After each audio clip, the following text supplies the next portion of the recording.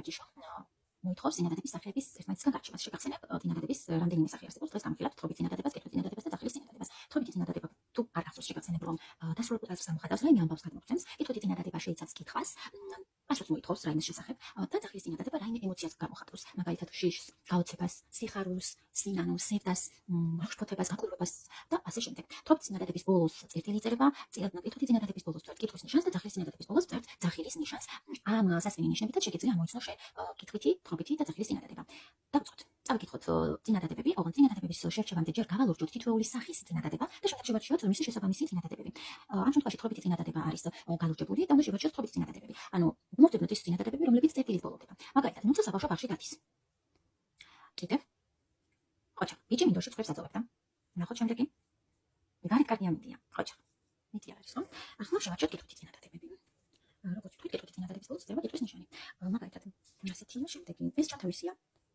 ან წავს დამალივინებ. მუზეუმში წელის წესები იცი? როგორც ვხედავ, ერთი კითხვითი წინადადება და ეს არის ბებია, რატომ გაქვს ანფილაყობები? შეგახსენებ რომ ციტებულას ყველას წესაპარაგი დავთ. გადავიდეთ ძახილის წინადადებაზე. მოვნიშნოთ ძახილის წინადადება და შევარჩიოთ ის წინადადებები, რომლის ბოლოსაც იწერება ძახილის ნიშანი. მოდი, თან ვიფიქროთ რა ემოციას შეიძლება გამოხატავდეს თითოეული მათგანი. პირველი წინადადება ის არის ხვალ თეატრში მივდივართ. როგორ შევფიქროთ, რა შეიძლება გამოხატავდეს ხვალ თეატრში მივდივართ. რა თქმა უნდა, სიხარულს. შემდეგ, ნეტავ ფრთები მქონდეს. რა შეიძლება გამოხატავ? ეს ეს წინადადება. ნეტავ ფრთები მქონდეს. ნატრას, რა თქმა უნდა, ნატრას. შემდეგი, უშენოდ სკოლაში არ წავალ. რა შეიძლება გამოხატავდეს?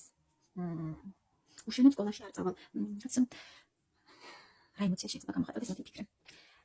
შემდეგი, კარგი ამინდით დაგვიბრუნდით, ძვირფასო ჭიამაია, თხოვნას გამოხატავს ეს წინადადება. წეხანი დავაწყოთ კიდევ ერთი წინადადების სახეების გარჩევა, ეს არის კითხვითი ძახილის წინადადება. კითხვითი ძახილის წინადადება არის ეს წინადადება, რომელიც თავის თავში კითხვასაც მოიაზრებს, კითხვასაც თავს და ასევე რაიმე ემოციასაც გამოხატავს. ანუ თან კითხვას ფლობს და თან ემოციას გამოხატავს. ასეთი წინადადების ბოლოს ჩვენ კითხვის ნიშანსაც იყენებთ და ძახილის ნიშანსაც. მისი სახელწოდებიდანაც ჩანს ეს, რომ კითხვით ძახილის წინადადება, ანუ კითხვასაც შეიცავს კითხვის ნიშანსაც და ემოციასაც გამოხატავს, ანუ ძახილის ნიშანსაც. აქ შევარჩიოთ ასეთი წინადადებები, ჯერ მომიშვით კითხვით ძახილის წინადადება ლურჯობთ და დავწყოთ. აქ რას აკეთებ? ანუ ნახეთ, თან კითხვას სწორთ და თან გაკვირვებას გამოხატავ. აქ რას აკეთებ? შემდეგი, ყინულეთი უდაბნოთა ქვეყანას როგორ შეედრება? ესაც გაოცებასაც გამოხატავს და კითხვასაც სურს. ეს თებში შენ გატეხე? ხეთან გაბრაზებას გამოხატავ და თან კითხვას სურს.